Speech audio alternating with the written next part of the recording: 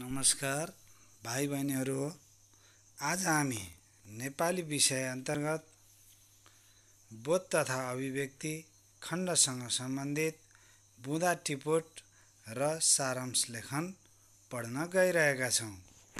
बुँदा टिपोट र सारांश एक अर्कासँग अत्यन्तै घनिष्ठ सम्बन्ध भएका कुराहरू हुन्। यो बुँदा टिपोट सँगसँगै सारांश लेखन गर्नुहोस् भनेर हाम्रो परीक्षामा सोध्ने गर्दछ भाइ बहिनीहरू। बुँदा भनेको के हो त? बुँदा टिपोटको बुँदा वाद विवादमा आफ्नो पक्षको समर्थन वा प्रमाणका निम्ति प्रस्तुत गरिने मुख्य कुरा, गाँठी कुरो, कागजपत्र वा लेखमा लेखिने मुख्य कुरो, मूल विषय, प्रकरण। यो नेपाली वृहत शब्दकोशमा दिएको अर्थ भाइ बहिनीहरू हो। त्यसैगरी टिपोटको अर्थ के हो त भन्दा कुनै कुरा छोटकरीमा लेखिएको लेख, टिप्पण, संक्षेपमा लेख्ने काम, टिपाई, सिलाइको एक किसिमको ढाँचा। यसरी बुँदा टिपोटको अर्थलाई समग्रमा कसरी भन्न सकिन्छ भन्दा पढेका, सुनेका वा कसैले भनेका कुराको मुख्य भाव तत्त्व किटान गरी तिनमा रहेका सारपूर्ण कुराहरूलाई छोटकरीमा बुँदागत रूपमा टिप्नुलाई बुँदा टिपोट भनिन्छ। वास्तवमा बुँदा टिपोट एउटा कला हो जसमा समुद्रको गहिराईमा पसेर सिपी छाडेर मोती छाने जस्तै सारभूत कुराहरू मात्र टिप्ने काम गरिन्छ। भाइ बहिनीहरू हो, हामीले पढेका, देखेका, सुनेका कुराहरू मध्ये एकदमै मुख्य कुरा, महत्त्वपूर्ण कुराहरू मात्र टिपोट गर्ने कामलाई के भनिँदो रहेछ? बुँदा टिपोट भनेर भनिँदो रहेछ। हामीले मुख्य कुराहरू छोटकरीमा टिप्ने काम गर्नुपर्छ। र बुँदा टिपोट गर्ने तरिका कसरी बुँदा टिपोट गरिन्छ त भन्दा भाइ बहिनीहरू, बुँदा टिपोट गर्ने पाठको मूलभाव नबुझेसम्म पटक पढ्ने। सबैभन्दा पहिले आफूले नबुझेसम्म दिएको अनुच्छेदलाई पटक पढ्ने, मुख्य कुरालाई रेखाङ्कित गर्ने हो, अन्डरलाइन गर्ने। मुख्य कुराहरू के हुन्, के लाग्छ आफूलाई त्यसलाई रेखाङ्कित बुँदाहरूलाई टिपी खेस्रा लेखन तयार पार्ने भनेको रफ बनाउने। रेखाङ्कित बुँदाहरूलाई टिपेर जसलाई अन्डरलाइन गरिएको छ त्यसलाई टिपेर के गर्ने भाइ बहिनीहरू हो? खेस्रा लेखन अर्थात् रफ बनाउने। त्यसपछि चौथो नम्बरमा खेस्रा तयार पारेपछि साफी लेखन गर्ने। साफी लेखन, फेयर लेखन, राम्रोसँग लेख्ने। पाँचौं नम्बरमा बुँदा टिपोट पूर्ण वा अपूर्ण वाक्य दुवैमा गर्न सकिन्छ। बुँदा टिपोट गर्दा क्रम मिलाएर सावधानीपूर्वक लेख्नुपर्छ। अब यो पूर्ण वा अपूर्ण वाक्यमा दुवैमा लेख्न सकिन्छ भने तापनि हामीले अपूर्ण वाक्यमा लेखेको बुँदाहरूलाई मूल प्राथमिकता दिन्छौँ। बुँदा टिपोट गर्दा क्रम मिलाएर सावधानीपूर्वक गर्नुपर्दछ। यसमा क्रम मिलाउनु भनेको एकपछि अर्को सुरु, मध्य र अन्त्य भाग यसरी क्रम मिलाएर लेख्नुपर्छ भाइ बहिनीहरू। त्यसैगरी बुँदा टिपोट गरिसकेपछि आवश्यक भएमा शीर्षक पनि राख्न सकिन्छ। अर्थात् बुँदा टिपोट गर्दा बुँदाको शीर्षक पनि राखेको राम्रो मानिन्छ भाइ बहिनीहरू। परीक्षाका दृष्टिले पनि राख्नु राम्रो हुन्छ। त्यसैगरी सारांश हामी समग्रमा यी दुवै कुरालाई पढ्नेछौँ।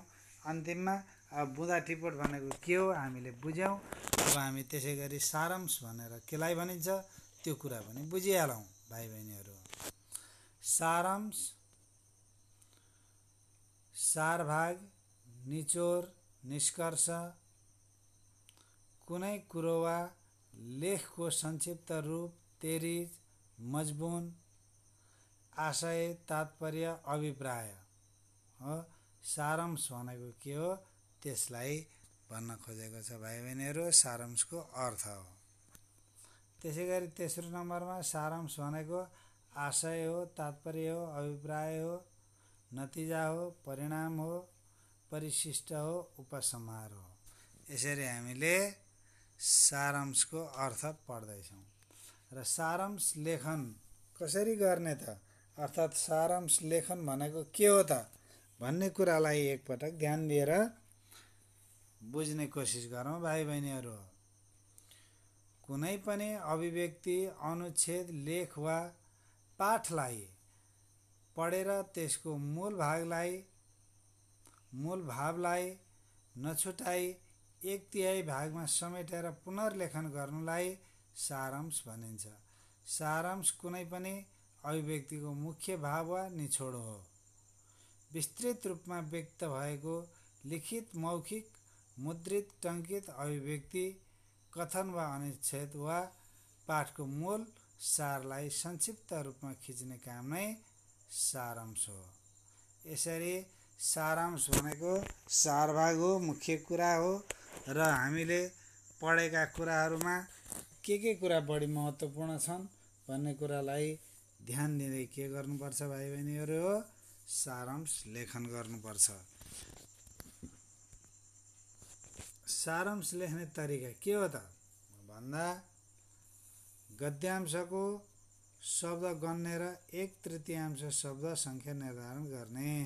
यसरी शब्द गन्दाखेरि एक लाइनमा कतिवटा शब्द छन् त्यो टिप्ने, जस्तै 10 वटा, अनि कतिवटा लाइन छन् त्यो लाइन गर्ने, जस्तो 10 वटा।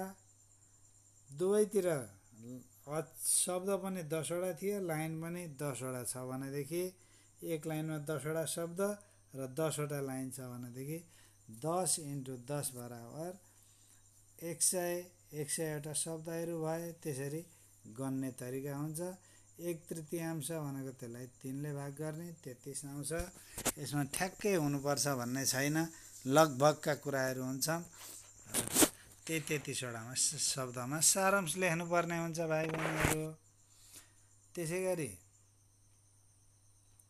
गद्यांशको निचोड बुझ्ने गरी लेख्ने, त्यसको मूल भावलाई एकदम बुझ्ने गरी सरल शब्दमा स्पष्ट लेख्ने, गद्यांशको निचोडसँग सम्बद्ध मुख्य अंशहरू छाड्दै जाने। यसरी सारांश लेख्दाखेरि गद्यांशको निचोड वा मूल भावसँग सम्बन्धित मुख्य अंशहरूलाई छान्दै जाने र के गर्ने, त्यो बुँदा टिपोट गर्ने काम गर्दै जाने। त्यसैगरी चौथो नम्बरमा बुँदाहरूलाई असमापक क्रियामा राख्ने। बुँदाहरूलाई असमापक क्रियामा राखेको राम्रो मानिन्छ। जस्तै मान्छेहरू धन कमाउनका निम्ति विदेश जानु हो, अर्थात् गएका, यस्तो असमापिका क्रिया हो। बुँदा टिपोटपछि अनुच्छेदमा खेस्रा लेखन गर्ने। बुँदा टिपोट गरिसकेपछि अनुच्छेदमा, एउटै अनुच्छेदमा लेखिन्छ सारांश जहिले पनि, र त्यसको खेस्रा लेखन भनेको रफ लेखन गर्ने। त्यसैगरी 6औं नम्बरमा खेस्रा वा साफी दुवैलाई एउटै अनुच्छेदमा लेख्ने र त्यो खेस्रा र साफीलाई मिलाएर एउटै अनुच्छेदमा के गर्नुपर्छ, यसलाई गद्यांशको तरिकाले लेख्नुपर्छ भाइ बहिनीहरू।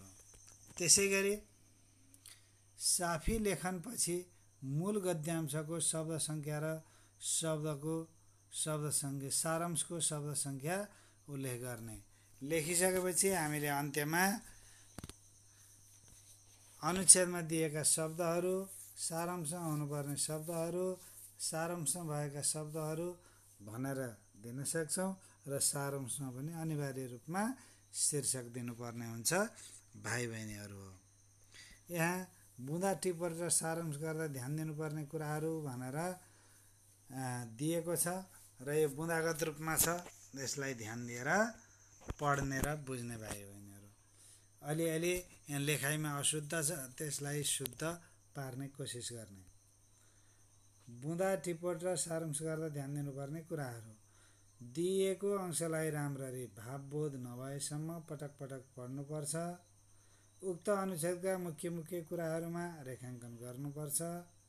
ती रेखाङ्कित अंशहरूबाट सङ्ख्यात्मक रूपमा बुँदाहरू टिप्नुपर्छ। बुँदा टिपोटको प्रक्रिया असमापक नै बनाउनुपर्छ। टिपेका बुँदाहरूको प्रयोग गरेर समस्त शब्द र जटिल वाक्य संरचनामा ध्यान दिनुपर्छ। 1/3 भन्दा बढी शब्द सङ्ख्या नहुने गरी सारांश लेखन गर्नुपर्छ। भाव समेट्ने गरी शीर्षक र अन्त्यमा मूल अनुच्छेदमा भएका शब्द सङ्ख्या 1/3 हुनुपर्ने शब्द सङ्ख्या र उक्त अनुच्छेदमा भएका शब्द सङ्ख्या जोड्नु उल्लेख गर्नु पर्दछ भाइ बहिनीहरू। त्यसैगरी तल दिएको अनुच्छेद पढी मुख्य मुख्य 4वटा बुँदाहरू टिप्नुहोस् र 1/3 सारांश लेख्नुहोस् भनेको छ। यसलाई भाइ बहिनीहरूले राम्रोसँग पढ्ने हाम्रो जन्मभूमि पाठसँग सम्बन्धित छ र यसलाई पढेर यसको बुँदाहरू यहाँ टिपेको छ र यी बुँदाहरूलाई कसरी टिपिँदो रहेछ ध्यान दिने, यो उदाहरणबाट प्रष्ट हुने र यहाँ एकजना गुरुले पढाउनु भएको बुँदा टिपोट र सारांश लेखनसँग सम्बन्धित सानो अडियो क्लिप छ। यसलाई भने ध्यान दिएर सुन्ने भाइ बहिनीहरू र राम्रोसँग बुझ्ने कोसिस गर्ने रहेको छ। बुँदा टिपोट र सारांश लेखन त यो शीर्षकमै पहिला जाउँ हामी। यहाँ हेर्नुहोस् त, यहाँनिर र भनेर एउटा संयोजक परेको छ यहाँनिर है। र आफैमा एउटा संयोजक हो। त्यसैले यस संयोजकको कारणले गर्दा हामीले यहाँ प्रस्तुत गरेका दुईवटा विषय बुँदा टिपोट र सारांश लेखन फरक कुरा हुन् भन्ने कुरा हामीले बुझ्न जरुरी छ। अर्थात् बुँदा टिपोट र सारांश लेखन फरक कुरा हुन्, तर यी दुईटाको बीचमा सम्बन्ध चाहिँ छ। त्यसैले यी दुईवटा कुरालाई आज हामीले फरक फरक तरिकाले यहाँ हेर्नेछौँ। हुन्छ त? त्यसो भए बुँदा टिपोट भनेको के हो, यसमा अलिकति सैद्धान्तिक कुरा गरौँ है। त एकचोटि बुझ्नुहोस् त के होला बुँदा टिपोट भनेको। सबैभन्दा पहिला बुँदा भनेको के हो एकचोटि बुझौँ है त हामीले है। त बुँदा भनेको चाहे त्यो कथामा होस् अथवा साहित्यका जुनसुकै विधामा होस्, त्यहाँ प्रयोग अथवा त्यहाँ रहेको मुख्य अंशलाई अथवा अनुच्छेद, एउटा अनुच्छेदलाई हामी बुँदा भन्छौँ र त्यो अनुच्छेदभित्र रहेका महत्त्वपूर्ण शब्दलाई भन्नुहोस् अथवा अंशलाई टिप्ने कामलाई हामी बुँदा टिपोट भन्छौँ। स्मरण रहोस्, बुँदा टिपोट भनेको अनुच्छेदमा रहेका महत्त्वपूर्ण विषयलाई अथवा महत्त्वपूर्ण अंशलाई टिप्ने कामलाई हामी बुँदा टिपोट भन्छौँ है। त्यसो हो भने बुँदा टिपोट कसरी गर्ने भन्ने विषय आजको हाम्रो प्रमुख विषय रहनेछ। त सुरुवात गरौँ। म तपाईहरुलाई सिधै एउटा अनुच्छेदमा लिएर जान्छु र त्यहाँबाट चाहिँ बुँदा टिपोट र सारांश लेखनका कुराहरू गर्नेछु। त मैले यहाँनिर एउटा अनुच्छेद पेश गरेको छु। यो तपाईहरुको किताबको संगीतज्ञ रामशरण दर्नाल भन्ने पाठको यहाँनिर हेर्नुहोस् त, मैले 4 अङ्क पनि लेखेको छु। चौथो अनुच्छेदलाई मैले लिएको है, यसरी बुझ्नु होला। चौथो अनुच्छेदलाई मैले यो लिएको छु। त्यसो त तपाईहरुलाई बुँदा टिपोट र सारांश लेखन गर्नका लागि तपाईहरुकै किताबबाटै दिने गरिन्छ। त्यसैले मैले पनि यहीँबाट चाहिँ यो एउटा अनुच्छेद उठाएको छु। समग्रमा यो अनुच्छेद एउटा बुँदा हो र यसमा रहेका महत्त्वपूर्ण विषयहरूलाई टिप्ने कामलाई हामीले बुँदा टिपोट गर्छौँ। ल लागौँ है त बुँदा टिपोटतिर लागौँ। त बुँदा टिपोट गर्नुभन्दा सबैभन्दा पहिला त हामीले यो दिएको अनुच्छेदलाई पढ्ने नै हो। एकचोटि नबुझे दुईचोटि पढ्ने हो, दुईचोटि नबुझे तीनचोटि पढ्ने हो र पढाइको साथसाथै आफूलाई महत्त्वपूर्ण लागेका वाक्यमा सिसा कलमले रेखाङ्कन पनि गर्दै जाने। सुरुवात गरौँ है त। त यो अनुच्छेदमा अब हामीलाई सामान्यतया जति पनि बुँदा टिप्न सकिन्छ, तर परीक्षाको दृष्टिकोणले 4 वटा बुँदा टिपोट गर्ने भन्छ। त हामी पनि 4 वटा बुँदा टिपोट गर्नेछौँ। हुन्छ त?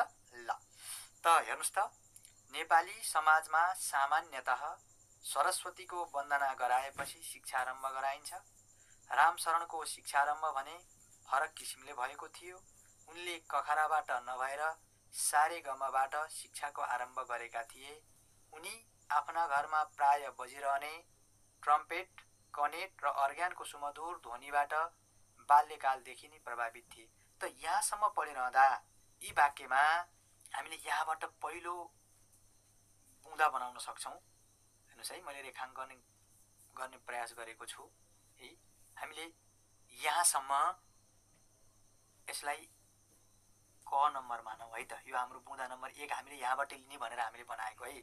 यसै गरी सारे गमबाट शिक्षाको आरम्भ गरेका थिए भनिसकेपछि यसको प्रभाव के त?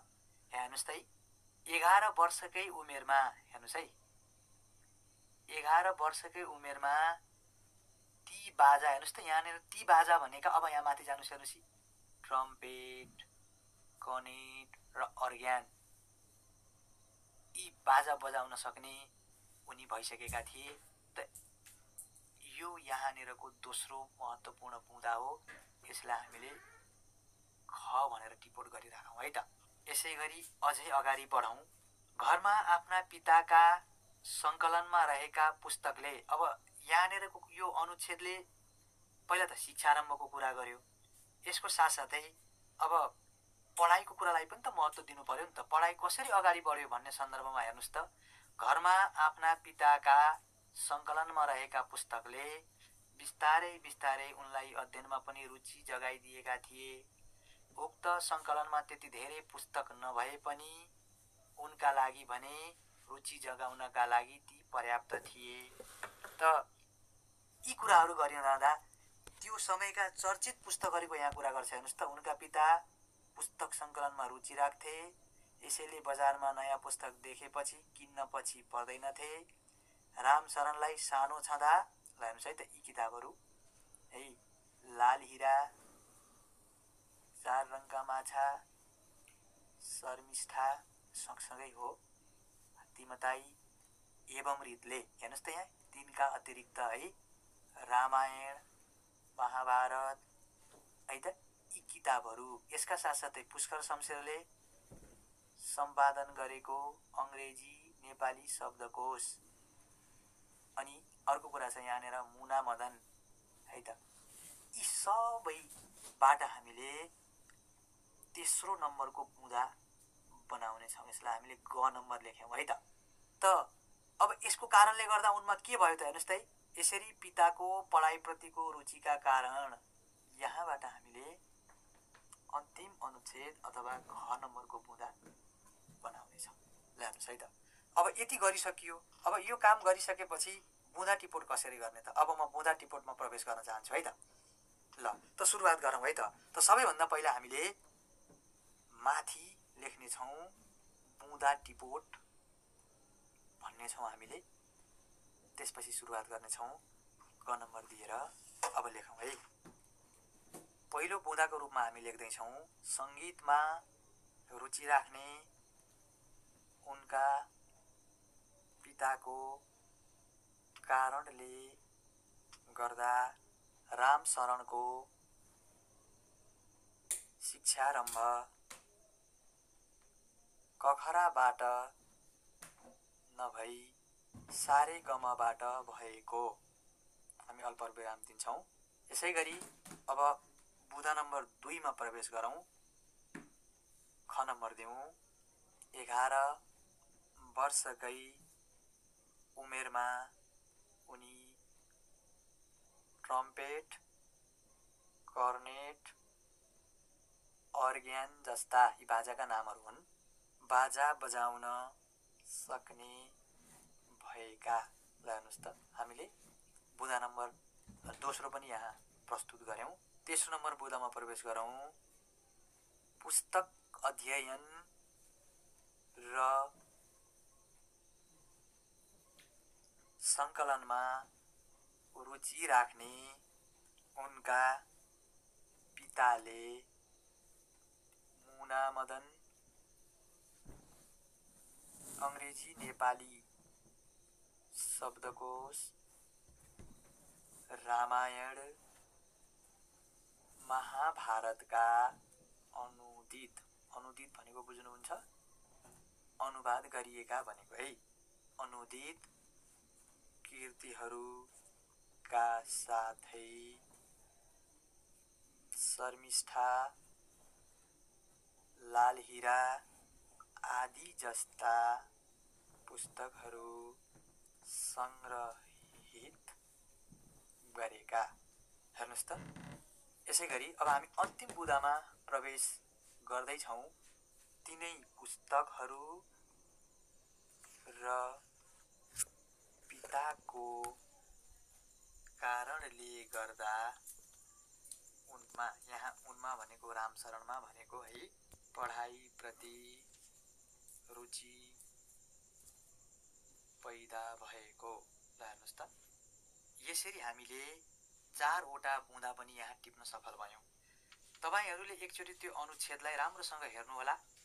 त्यो अनुच्छेदमा हामीले जसरी बुँदा टिपोटको लागि रेखाङ्कन गऱ्यौँ, त्यो रेखाङ्कनबाट हामीले बुँदा टिपोट गर्ने बेलामा कसरी लेख्दा रहेछौँ भन्ने कुरालाई एकचोटि राम्रोसँग मनन र विचार गर्नुहोला। खासमा बुँदा टिपोट गर्ने भनेको अनुच्छेदमा भएको कुरालाई जस्ताको तस्तै सार्ने होइन। एकचोटि यसलाई राम्रोसँग हेर्नुहोला है त। यसरी बुँदा टिपोट गरिसकेपछि के गर्यौँ त हामीले बुँदा टिपोट गर्ने बेलामा? म अलिकति भन्न चाहन्छु। त बुँदा टिप्ने बेलामा हामीले सबैभन्दा पहिला दिएको अनुच्छेदलाई राम्रोसँग पढ्यौँ। पढिसकेपछि आफूलाई महत्त्वपूर्ण लागेका वाक्यलाई हामीले सिसा कलमले रेखाङ्कन गऱ्यौँ। रेखाङ्कन गरिसकेपछि तिनलाई हामीले 4वटा बुँदामा यहाँ ढाल्ने काम गऱ्यौँ र लेखिसकेपछि हामीले वाक्यलाई हेर्नुहोस् त, यहाँनिर गरेका भएका भनेर हामीले यिनलाई असमापिका बनायौँ है। बुँदा टिपोट भनेको पूर्ण वाक्य होइन। यो कुरो राम्रोसँग बुझ्नु होला है त। बुँदा टिपोट भनेको पूर्ण वाक्य होइन। त्यसैले हामीले बुँदा टिपोट गर्ने बेलामा पूर्ण वाक्य बनाउनु हुँदैन, त्यसलाई असमापिका बनाउनु पर्छ। असमापिका क्रिया बनाउने भनेको वाक्य नटुङ्गिएको जस्तो। हेर्नुहोस् यहाँनिर स्पष्ट पार्न चाहन्छु। गरेको भनियो, यो असमापिका क्रिया हो र हामीले यहाँनिर अल्पविराम लगाइयो। र लेख्ने बेलामा जति सक्दो बुँदा टिपोट भनेको थोरै बनाउने हो। त्यसैले थोरै बनाउनको लागि हामीले अनुच्छेदमा रहेका अनावश्यक विस्तारका खण्डहरू, विशेषण शब्दहरू, तिथिमितिहरूलाई हामीले चाहिँ हटाएर महत्त्वपूर्ण कुरालाई यहाँ हामीले लिने प्रयास गर्नुपर्छ। मैले यहाँ त्यही प्रयास गरेको छु। एउटा चरण हामीले पुरा गऱ्यौँ त, बुँदा टिपोट हामीले पुरा गऱ्यौँ है त। र स्मरण रहोस्, बुँदा टिपोट कहिले पनि पूर्ण वाक्यमा हुँदैन। यो कुरा बुझ्नु होला। हुन्छ? ल, यति गरिसकेपछि अब हामी सारांश लेखनमा प्रवेश गर्छौँ है त। त सारांश लेखनमा अब हाम्रो यो दोस्रो भाग हुन्छ र वास्तवमा तपाईहरूले जति राम्रो बुँदा टिपोट गर्न सक्नुहुन्छ त्यति नै राम्रो सारांश लेखन बन्छ। यसो हेर्दाखेरि हामीलाई बुँदा टिपोट गर्न गाह्रो अथवा कठिन लागे तापनि जति सजिलो तरिकाले अथवा जति राम्रो तपाईहरूले बुँदा टिपोट गर्नुहुन्छ त्यति नै राम्रो तपाईहरूको सारांश लेखन हुन्छ। त्यसैले अब म सारांश लेखनमा प्रवेश गर्न चाहन्छु। ल हेर्नुहोस् है त। सुरुमा मैले यहाँ देखाएको यो रामशरण दर्नाल भन्ने पाठको 4औं अनुच्छेदबाट हामीले 4वटा बुँदा टिपोट गऱ्यौँ। अब एउटा कुरो सारांश लेखन गर्ने बेलामा के कुरा ख्याल गर्नुपर्छ भने दिएको अनुच्छेदलाई 1/3 घटाउनु। बुझ्नुहोस् है। भन्नुको तात्पर्य मानिलिनुहोस् 150 शब्द छ भने 150 शब्द छ भने यसलाई हामीले 3 ले भाग गर्ने र जति शब्द सङ्ख्या आउँछ सारांश लेखन गर्दा हामीले त्यति नै बनाउनु पर्छ। बुझ्नुभयो नि? एकचोटि फेरि है त। मानिलिनुहोस् दिएको अनुच्छेदमा 150 शब्द सङ्ख्या छ। यही हेरौँ है। र त्यसलाई हामीले 3 ले भाग गर्ने र 3 ले भाग गरिसकेपछि जति शब्द सङ्ख्या आउँछ, अथवा 150 लाई 3 ले भाग गर्दा 50 भयो। त 50 शब्द सङ्ख्या सारांश लेखन गरेर तपाईहरूले ल्याउनु पर्ने हुन्छ। त्यसो भए त पहिला के गर्ने त सारांशका लागि? यहाँ भएका शब्दहरू गन्नुपर्छ। शब्द गन्ने भन्ने कुरा बुझ्नुहुन्छ त? हेर्नुहोस् त कसरी गन्ने हो शब्द भन्ने कुरा बुझ्नुहुन्छ? कहिलेकाहीँ यो पनि अलिकति अलमलको विषय बन्न सक्छ, मैले त्यही भएर भनेको। यो नेपाली, यहाँनिर हेर्नुहोस् त, यो नेपाली भन्ने शब्द एक हो, एक शब्द भयो यो। यसै गरी अथवा यसरी बुझ्नुहोस् न, एउटा डिकामा दिएको एक शब्द हो है। यहाँनिर हेर्नुहोस् यो नै आफैमा एक शब्द भयो, एक डिकामा छ, यो बुझ्नुहोस्। त यसरी हाम्रो अनुच्छेदमा कति शब्द सङ्ख्या छन् त हेर्नुहोस् त। यहाँ जम्मा 175 वटा शब्द सङ्ख्या छन्। यसलाई हामीले 3 ले भाग गर्छौँ र 3 ले भाग गर्दा मोटामोटी 59 शब्द हामीले चाहिँ सारांश लेखन गरेर ल्याउनु पर्ने हुन्छ है। त्यसैले हाम्रो शब्द सङ्ख्या कति हुनु पर्यो त, यसलाई तपाईँले पहिला टिपोट गरेर राखिहाल्नुपर्छ है। 59 शब्द सङ्ख्या हाम्रो हुनुपर्छ। अब प्रश्न उठ्छ के 59 शब्द सङ्ख्या नै आउन सक्छ त? गणितीय हिसाबको जसरी हामी गणितमा हिसाब गर्ने बेलामा हामी सबैको एउटै अङ्क आउनुपर्छ, अथवा हिसाब मिल्नको लागि त सबैको एक उक्ता हुनुपर्छ। तर यसमा त्यस्तो गणितीय हिसाब चाहिँ ठ्याक्कै त्यति नै हुनुपर्छ भन्ने त्यस्तो कुनै नियम त छैन।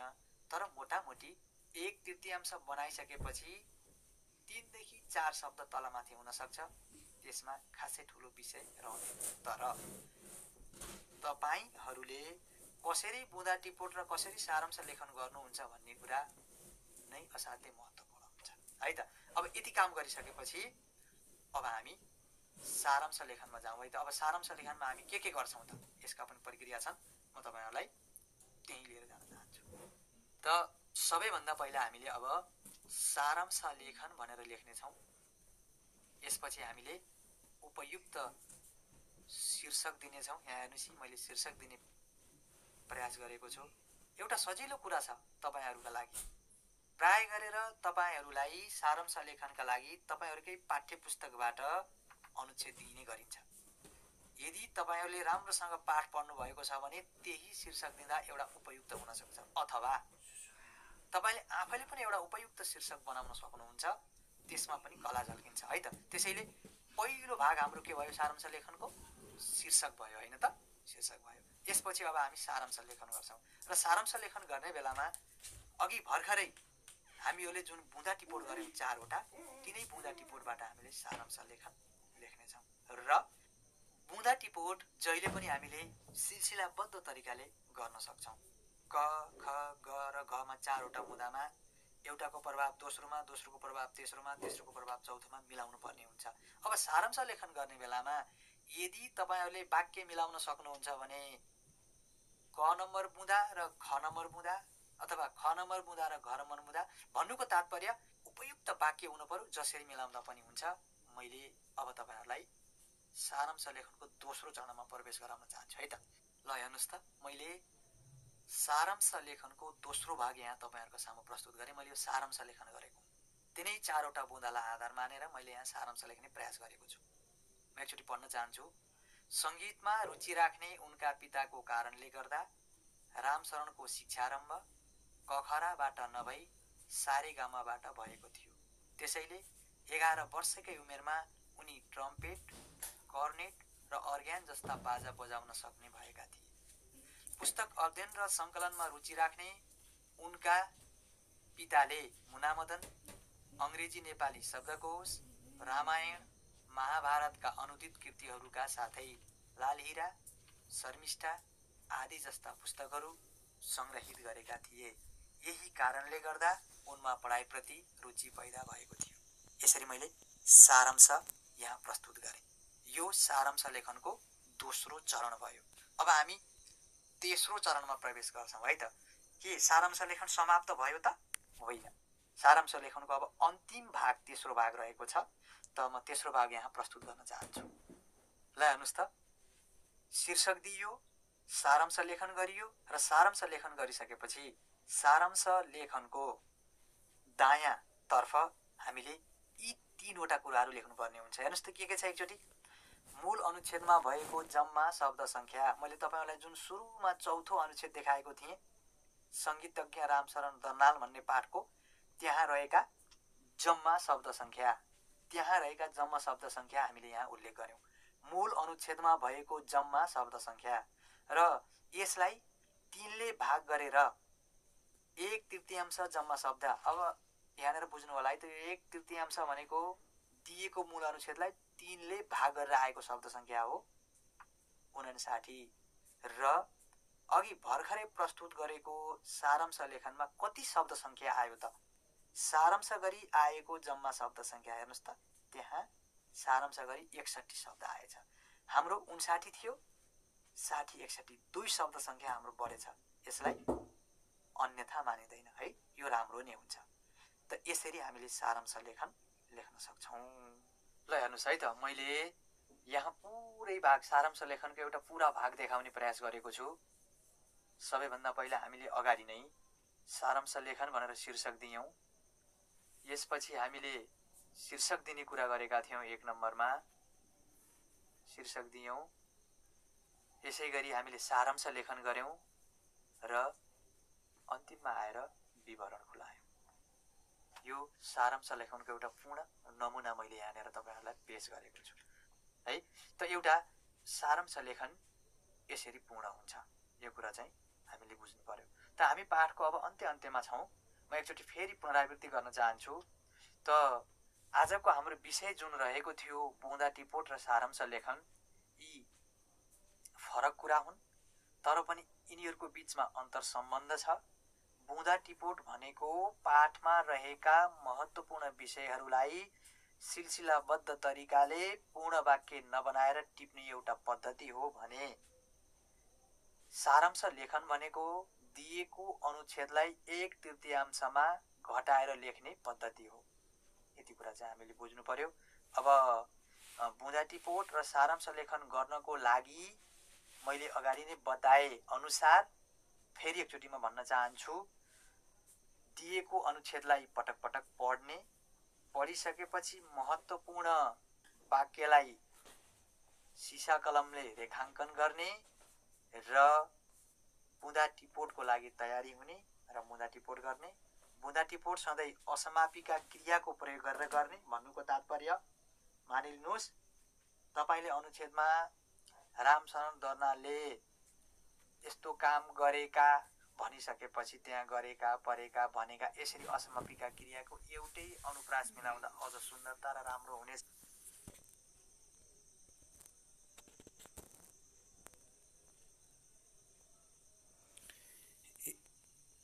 यसरी यो बुँदा टिपोट र सारांश लेखन एक अर्काका परिपूरक हुन्। यसलाई सँगसँगै गरिन्छ र यो हामीलाई परीक्षाको दृष्टिले महत्त्वपूर्ण मानिन्छ। भाइ बहिनीहरूले पनि यहाँ दिएका उदाहरण लगायतका कुराहरू राम्ररी पढ्यो र बुझ्यो होला भन्ने आशाका साथ यसलाई दोहोर्याइ तेहोर्याइ अभ्यास गरेर मात्रै यसलाई राम्रोसँग जान्न सकिन्छ भन्दै फेरि अर्को कक्षामा भेट्ने बाचाका साथ म बिदा हुन्छु। धन्यवाद, नमस्कार।